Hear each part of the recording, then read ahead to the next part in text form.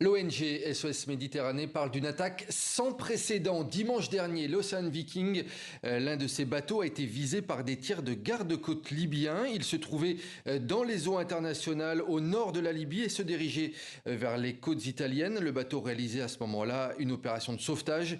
Il y avait plus de 90 personnes à bord, pas de blessés, mais d'importants dégâts matériels. Bonsoir Fabienne Lassalle, vous êtes la directrice adjointe de SOS Méditerranée France.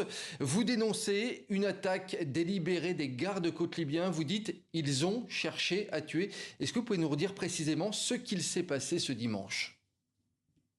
Eh bien, ce dimanche, vers 15 heures, un patrouilleur s'est approché à grande vitesse de notre navire et a exigé tout à fait illégalement que l'on quitte la zone.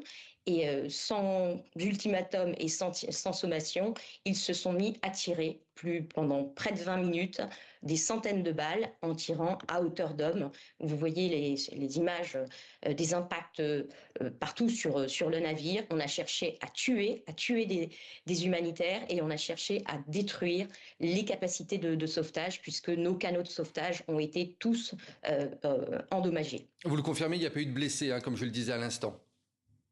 C'est miraculeux, il n'y a pas eu de blessés malgré les centaines de balles qui ont été tirées. Alors, lors de l'attaque, vous avez émis un appel de détresse, vous avez également alerté l'OTAN et contacté également la marine italienne, mais alors, personne ne vous a répondu. Est-ce que vous savez pourquoi?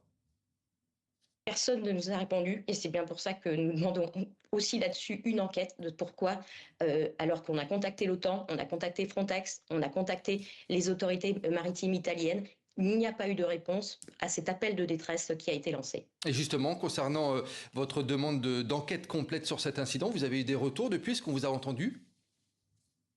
Alors, il y a un début, on est en train de suivre et on demande notamment une enquête puisque, je le rappelle, ce patrouilleur qui a tiré sur notre navire a été offert en 2023 par l'Italie dans le cadre d'un projet européen de collaboration avec la Libye. Donc nous demandons également que instamment cesse toute collaboration avec ce pays qui n'est pas un pays sûr et qui ne peut pas mener les opérations qu'il mène actuellement. Oui, j'allais y venir justement, Fabienne Lassalle.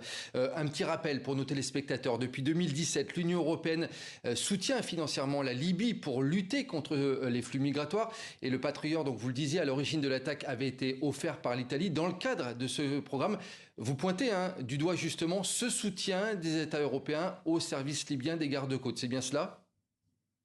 C'est exactement cela, d'autant que ce n'est pas la première fois, puisque en 2023, nous avions déjà essuyé des tirs de ce même patrouilleur et aucune enquête d'ailleurs n'avait été menée malgré nos demandes réitérées auprès des instances européennes pour que ce soit le cas. Et aujourd'hui, ça s'est renouvelé. Et alors, donc, une fois de plus, nous exigeons que justice soit faite, que ces personnes soient traduites en justice parce qu'elles ont tenté de tuer des humanitaires. Une dernière question rapide, Fabienne Lassalle. Quelle va être la suite désormais? Vous demandez une enquête. Est-ce que vous allez porter l'affaire en justice? Quelle va être la suite de votre côté?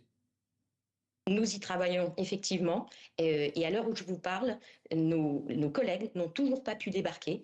Ça fait 4 jours, ils sont au large du port d'Augusta et pour des protocoles mis en place par les autorités sanitaires italiennes sur des cas de tuberculose, ils n'ont toujours pas eu le droit de mettre le pied à terre malgré le traumatisme qu'ils ont subi. Donc oui, tout cela, nous entendons bien réclamer des explications et déposer auprès de la justice. Merci beaucoup Fabienne Lassalle. Je rappelle que vous êtes la directrice adjointe de SOS Méditerranée France. Merci à vous.